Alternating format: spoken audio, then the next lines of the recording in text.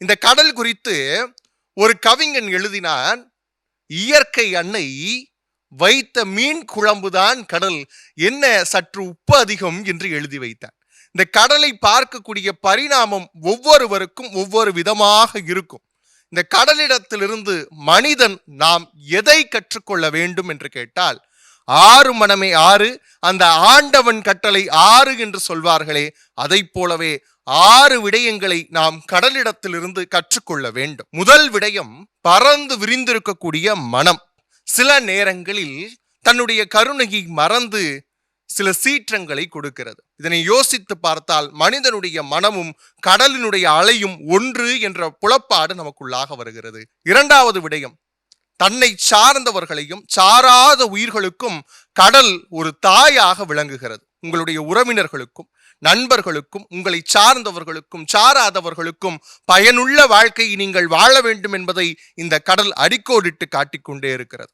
மூன்றாவது விடயம், கடல் ஒருபோதும் ஓய்வெடுப்பதே இல்லை, அது இயங்கிக் கொண்டே இருக்கிறது. மனிதனிடத்தில் என்ன சொல்கிறது தெரியுமா? நீயும் இயங்கிக் கொண்டே இருக்க வேண்டும் என்று சொல்கிறது. இயங்கிக் கொண்டே இருந்தால் இயந்திர வாழ்க்கைக்குள் போய்விடுவோமே என்று நீங்கள் கேட்கலாம். அதே கடல் நான்காவது விடயமாக ஒரு விஷயத்தை சொல்கிறது. மேலே இயங்கிக் கொண்டே இருந்தாலும் கடலின் ஆழம் என்னவோ அமைதியாகத்தான் இருக்கும். அதே போலவே மனிதன் இயங்கிக் கொண்டே இருந்தாலும் அவனுடைய ஆழ்மனம் என்பது அமைதியாக இருக்க வேண்டும் என்பதை இந்த கடல் நமக்கு பறைசாற்றுகிறது. ஐந்தாவது விடயம் என்ன தெரியுமா? தன்னிடம் இருக்கக்கூடிய செல்வத்தை வைத்து தன்னிறைவு அடைவது கடல். ஒருபோதும் புறத்தே இருந்து வரக்கூடிய விடயங்களை உள்ளாக எடுத்துக்கொள்ளாது, கரை சேர்த்து விடும்.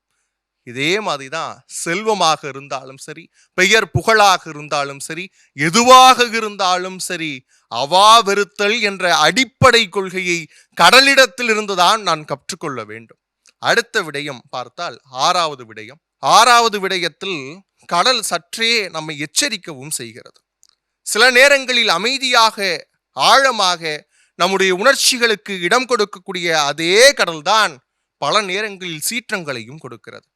மனித மனம் எப்போதும் அமைதியாக இருக்க வேண்டும். ஏதேனும் இன்னல் நடந்தால் அந்த நேரத்தில் தட்டி கேட்க வேண்டியதும் உங்களுடைய பொறுப்பு என்பதை சுட்டி காட்டுகிறது கடல்.